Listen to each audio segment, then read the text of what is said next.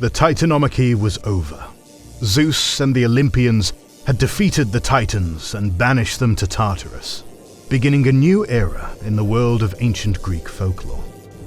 The beginning of the reign of the Olympians was an extremely formative period in the Hellenic canon.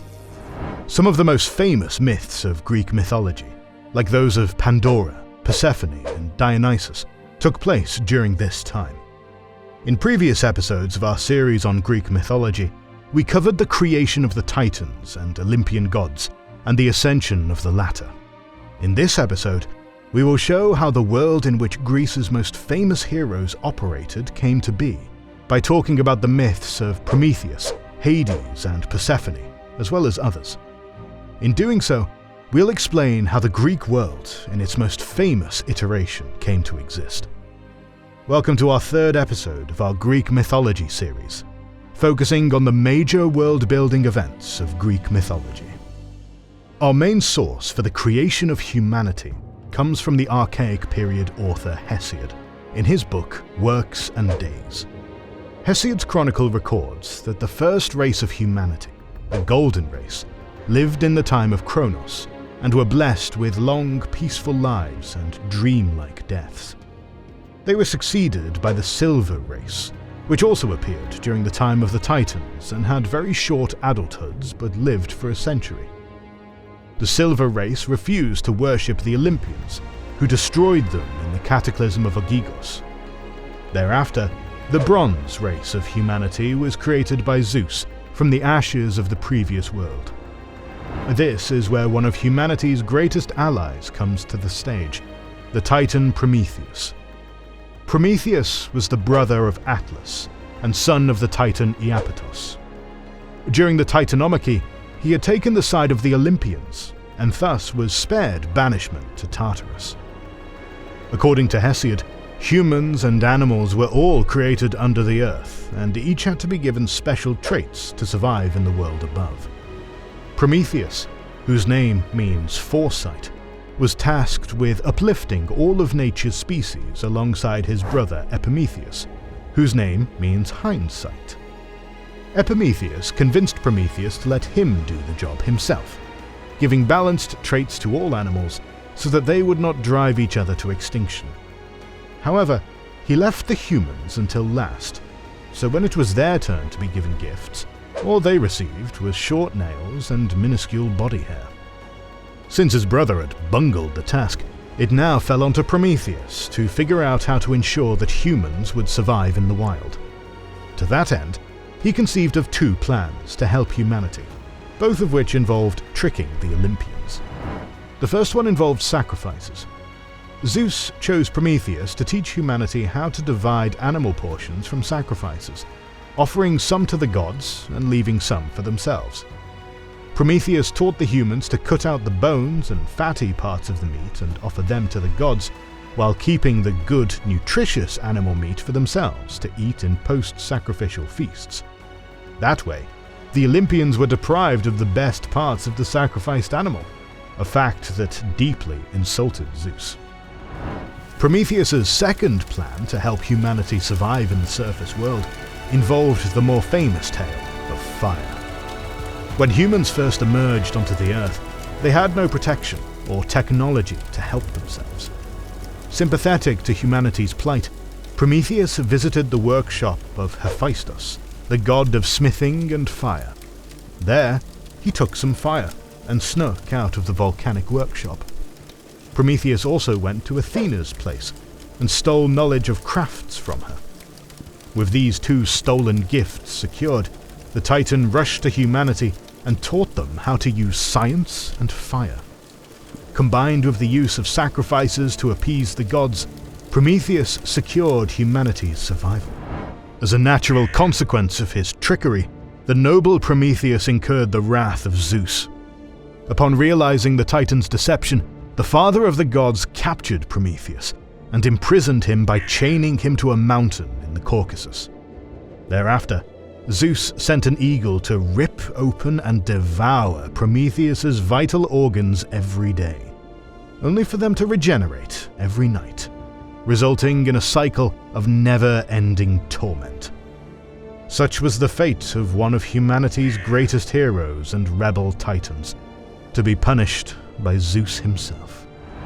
On top of damning Prometheus, Zeus also decided to punish humanity for accepting Prometheus's gift.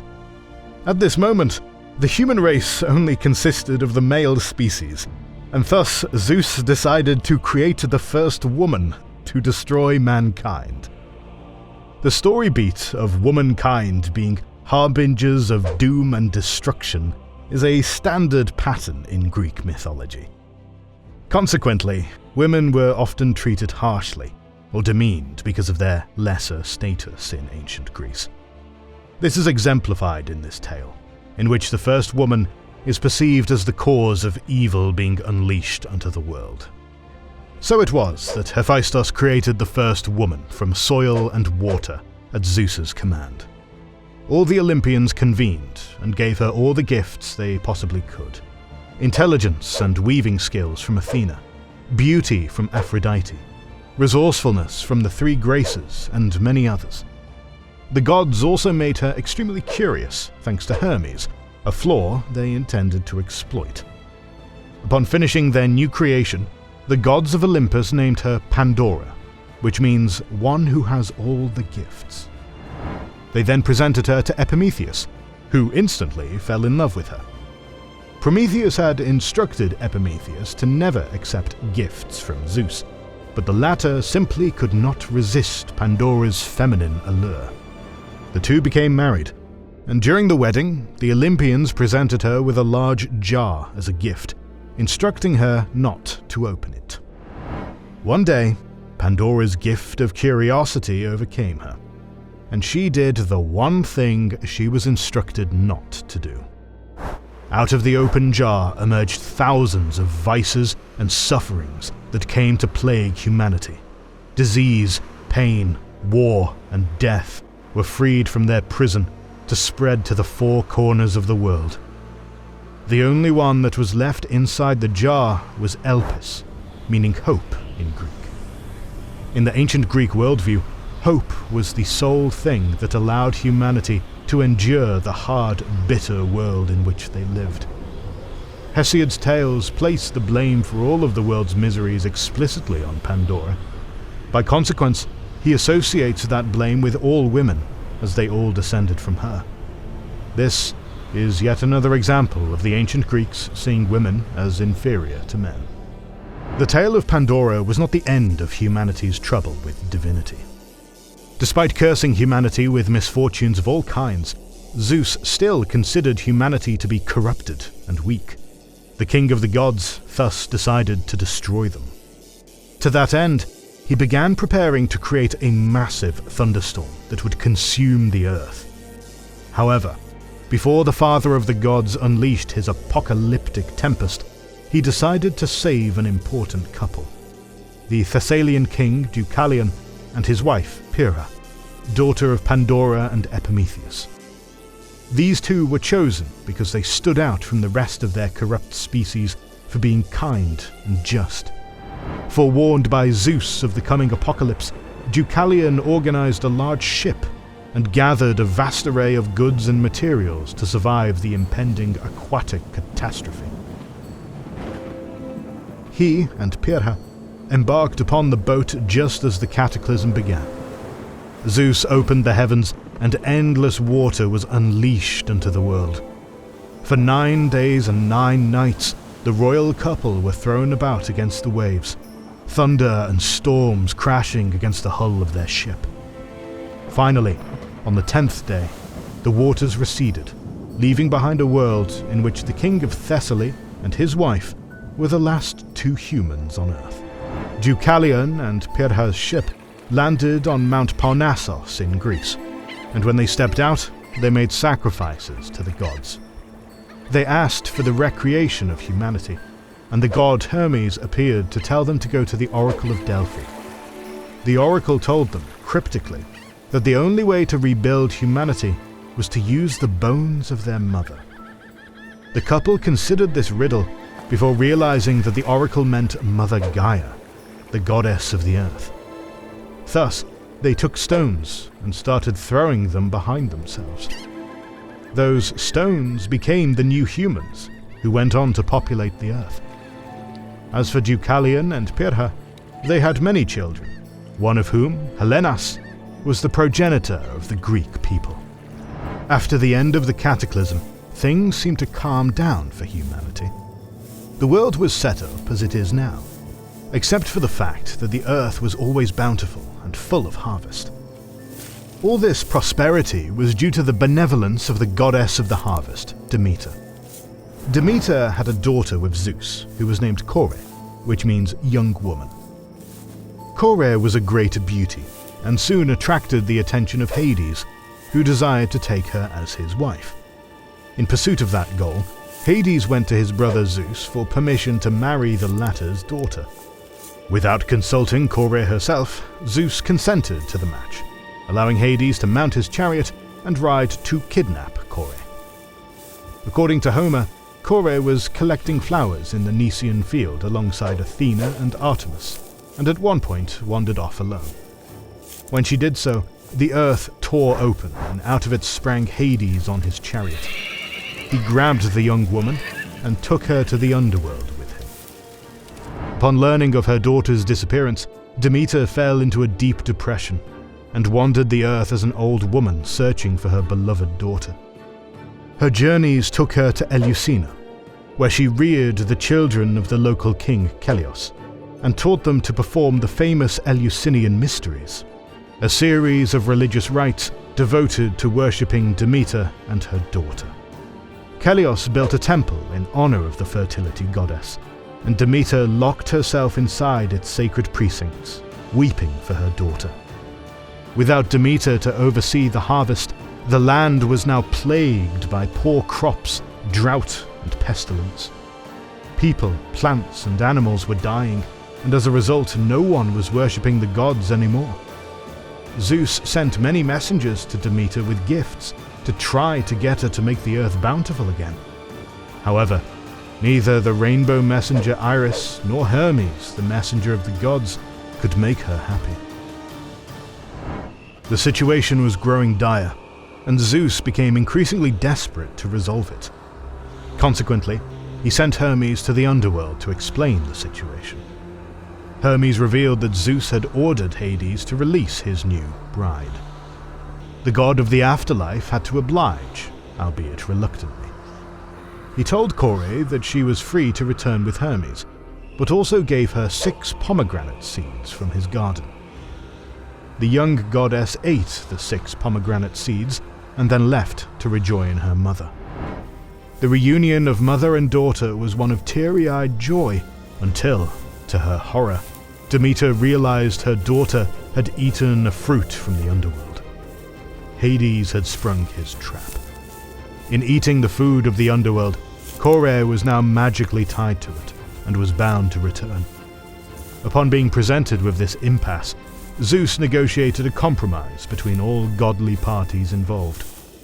For 6 months of the year, Kore was to stay with her mother on Earth. Those months consisted of spring and summer, when Demeter was with her daughter and filled with enough joy to carry out the harvest. The other 6 months saw Kore go down to the underworld to rule alongside her forced husband as Queen of Hades. Her new connection to the underworld caused Kore to be renamed to Persephone, and the seasonal nature of the year was born from her. The tale of Persephone was followed by another upending of the Olympian roster. This upheaval was the story of the youngest Olympian god, the patron of madness and wine, Dionysus. The origins of Dionysus begin in the Boeotian region of Greece. There, the daughter of King Cadmos, Semele, had begun an affair with Zeus, who, in typical Zeus fashion, had disguised himself in mortal form to have a fling with a mortal woman. Meanwhile, Hera watched her husband's infidelity in seething silent fury, and began plotting her revenge. Transforming herself into a nice old Greek lady, she pretended to befriend Semele, who admitted to Hera that Zeus was her partner. The disguised Hera questioned the validity of Semele's claims, proclaiming that the only way for her to be sure would be to see Zeus in all his immortal glory. Semele was convinced, and when she met Zeus again, she got him to swear an oath to grant her a wish on the waters of the river Styx. This bound Zeus to fulfill his lover's wish, for breaking an oath sworn on the Styx would lead to a death-like slumber. Zeus acquiesced, but was horrified to hear that she wanted to see him in his divine form. Nevertheless, he was bound by the Styx, and so he transformed. So it was that the divine form of the god of lightning burned Semele and her whole palace down. But her unborn son was not so easily killed. The primordial Gaia entered the fray to protect the child, springing forth wild ivy which protected the embryo from the flames. When the fires had died down, Zeus sewed the infant inside his calf muscle to allow him to mature. Before long, Dionysus was born. He was sent to the Thessalian royal couple of King Athamas and Queen Ino, and was raised as a girl to hide him from his divine stepmother. When he was a grown man, he was discovered by the vengeful Hera, who sent a curse of madness on him. Inflicted with insanity, the young demigod wandered the Orient in a fugue state, crossing through Egypt and Syria before reaching Phrygia.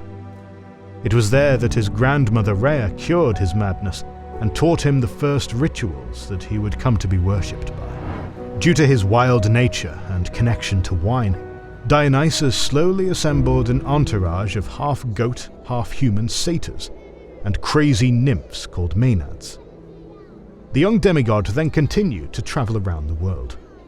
One day, in the region of Aetolia in Greece, he bumped into some shepherds. He showed them a grape, and had them take him to the local king called Oeneus.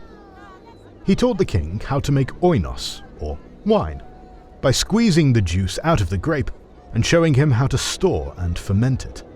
Having invented the most important drink in Hellenic history, Dionysus armed himself and began a global campaign.